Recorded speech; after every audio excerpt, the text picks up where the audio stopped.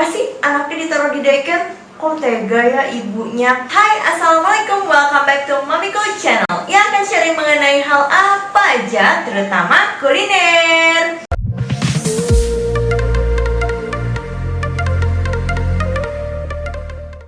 Sebelum kalian saksikan videonya, jangan lupa di subscribe dulu dan aktifin lonceng notifikasinya supaya kalian semua tahu kalau ada video baru dari Mamiko. Enjoy this video and just keep on watching.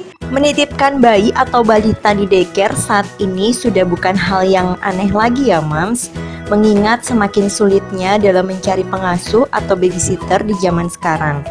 Bisnis daycare atau tempat penitipan yang bisa juga dibilang sekolah full day ini bagi bayi hingga balita semakin banyak diminati karena semakin banyak pula orang tua yang mencari. Selain tempat penitipan bagi bayi dan balita, daycare juga merupakan tempat bermain dan belajar selama bayi dan balita tumbuh dan berkembang setiap harinya. Alhamdulillah Mamiko menemukan daycare untuk baby Kia yang cukup nyaman dan cocok terutama untuk baby Kia. Karena dalam memilih daycare itu bukan dilihat dari tempatnya aja ya Mams, tapi dari cara pengasuhnya, bagaimana mengasuh anak kita dan mau atau tidaknya anak kita dengan pengasuh di daycare tersebut. Di rumah Umi Islamic Daycare, tempat baby Kia ini, meskipun tempatnya tidak seluas daycare lainnya serta tidak banyak mainannya, tapi di sini benar-benar homey banget konsepnya. Serasa anak kita di rumah sendiri. Para pengasuhnya yang ramah-ramah membuat anak kita dekat dan betah berada di sana lama-lama. Dan menurut Mami Cool yang paling penting, di sini anak lebih didekatkan atau diutamakan dalam mendidik agamanya. Karena ini daycare khusus Islam ya Mams.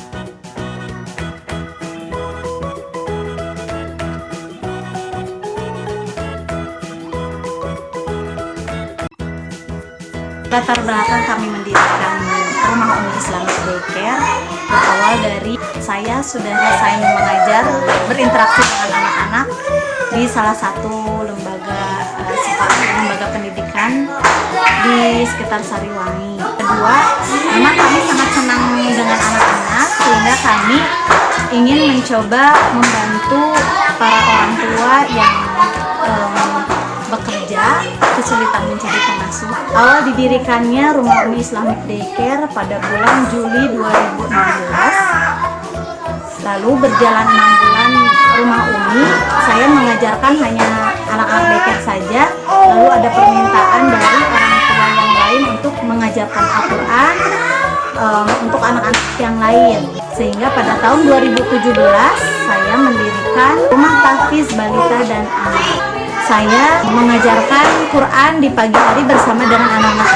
Di sore hari ada kegiatan mengaji namanya Saum Quran Al-Farizi. Video kali ini Mamiko di segmen Baby Sharing. Mamiko akan sharing kali ini ke Mams semua mengenai daycare ya Mams. Apa sih daycare? Daycare itu masih asing lah didengar beberapa orang atau beberapa ibu. Jadi Mamiko di sini akan ngebahas seputar daycare ya Mams. Ada para ibu yang menanyakan, apa itu daycare? Emangnya daycare itu bagus ya untuk anak kita? Kenapa sih anaknya ditaruh di daycare? Kok tega ya ibunya? Emangnya ibunya nggak mau ngurusin ya? Emangnya ibunya nggak bisa ngurusin? Oh, stop ya, don't judge. Itu adalah satu solusi menurut Mamiko yang alhamdulillah ngebantu banget kalau buat aku ya. Apalagi tentunya di saat sekarang ini yang sangat sulit sekali nyari pembantu di mana-mana. Ya, Mamiko akan ngebahas satu persatu mengenai daycare, dari mulai penjelasannya, kemudian alasannya kenapa sih anak kita ditaruh di daycare atau para ibu menaruh anaknya di daycare. Lalu ya aku juga akan membahas mengenai plus minusnya menaruh anak kita di daycare. Langsung aja ya Mams, aku ngebahas yang pertama dulu. Apa sih itu daycare? Daycare adalah tempat dimana kita bisa menitipkan anak kita. Biasanya ya mulai dari usia 6 bulan sampai dengan menjelang TK atau menjelang SD, dimana para ibu-ibunya itu biasanya mengalami kesibukan seperti kerja ya, wanita karir, atau bisa jadi yang ibunya mengalami kesulitan dalam mengurus anaknya, juga tidak ada bantuan, atau mungkin depresi, PPD, baby blues seperti saya. Ya, itu benar ya Mams, bukan bercanda, serius. Aku itu memang menitipkan baby Kia di daycare itu bukan karena aku memang sibuk kerja, ngurusin kerjaan rumah, terus nge-YouTube juga, tapi karena memang aku tuh pertama pernah mengalami baby blues atau PPD yang seperti video sebelumnya pernah aku buat ya Mams. Dan aku juga tidak bisa ngomong sama anak kecil. Aku tuh gak bisa banget ngasuh anak kecil, tapi ngurusin secara fisik emang bisa. Tapi aku kalau untuk ngurusin ngajak main dari pagi sampai sore monoton seperti itu, aku bisa stres banget, bisa mungkin depresinya tuh nggak sembuh-sembuh. Kalau nungguin anak itu kan harus super duper sabar, apalagi bayi ya, balita, batita. Aku di sini kebantu banget dengan adanya daycare. Daycare itu semacam sekolahan sih sebenarnya untuk anak kita. Bisa mendidik dan melatih anak kita, bisa menstimulasi anak kita juga, ngebantu juga. Jadi bukan dari rumah aja, di daycare juga akan dibantu. Seperti baby Kia itu kan mulai masuk daycare itu di usia kurang lebih 11 bulan, lagi mulai lincah-lincahnya, terutama dalam belajar jalan ya. Baby Kia tuh dibantu sama pihak daycare untuk dilatih jalannya, distimulasi gitu. Waktu sebelum masuk daycare, bener-bener mamiku sendiri yang menstimulasi, paling dibantu sama keluarga gitu ya. Daycare-nya baby Kia itu dari jam 7:30, kurang lebih jam 7:30 lah, sampai dengan 4:30 sore.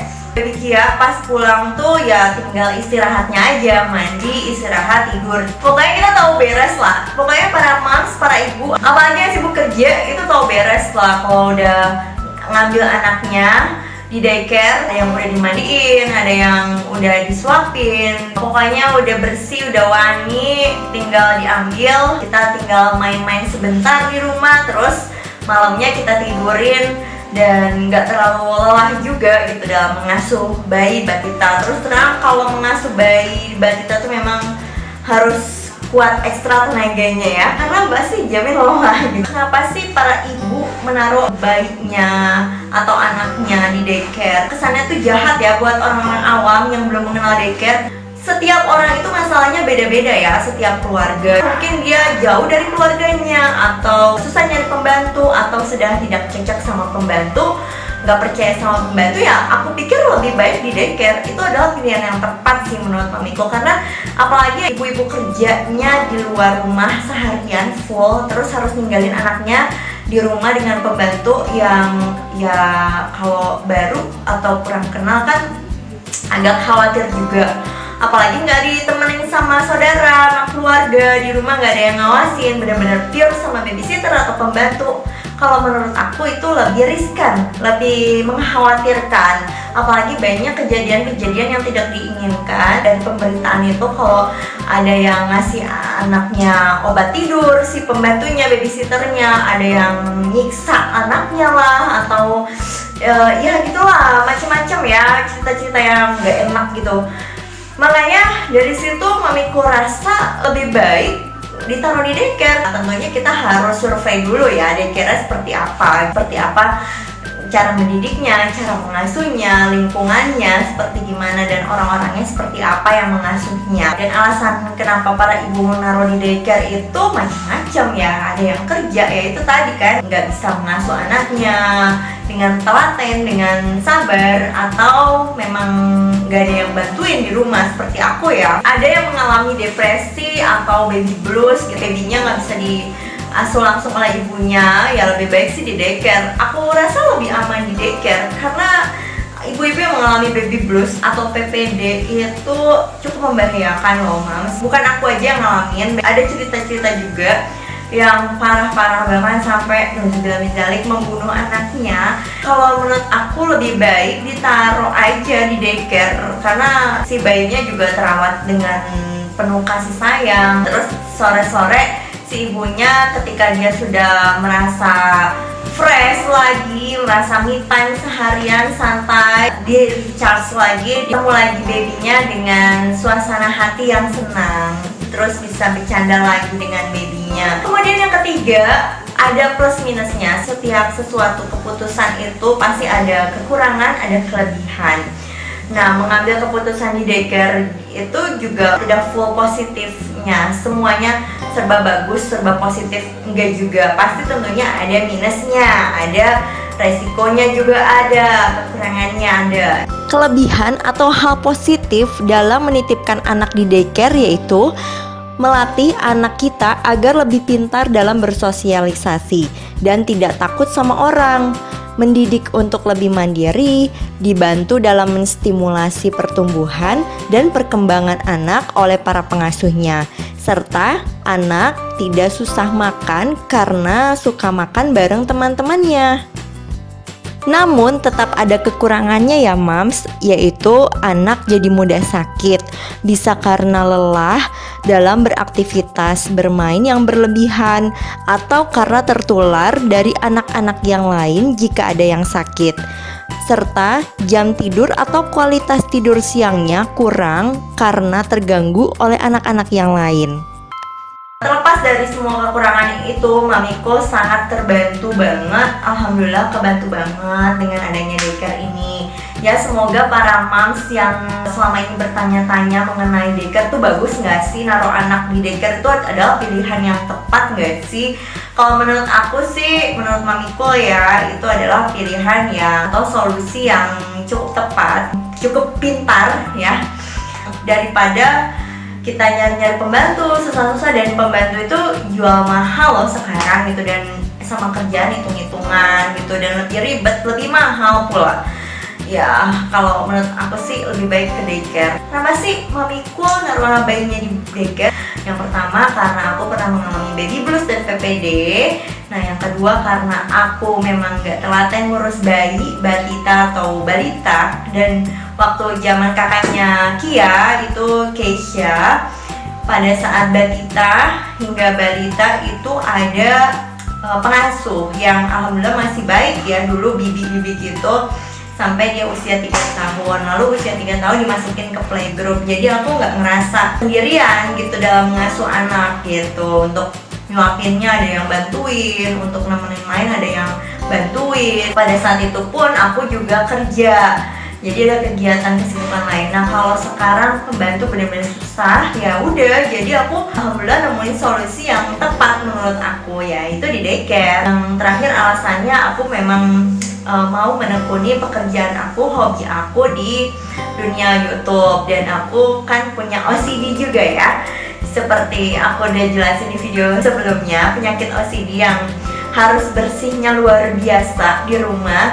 Jadi aku benar-benar ngurusin rumah 2 lantai ini sendirian, tanpa pembantu, tanpa yang bantuin sama sekali. Kalau aku harus ngurusin bayi juga, gempor. Aduh, nggak sanggup mam, sumpah.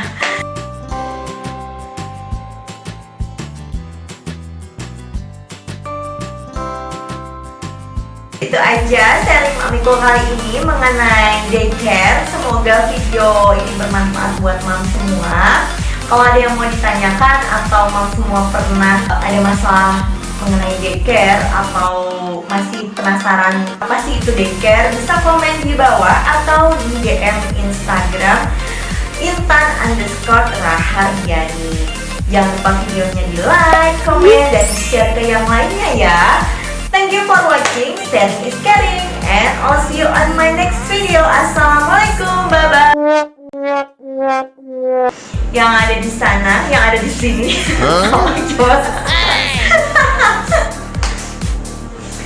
Mengenai daycare ya, friend. Kok friend? Mom.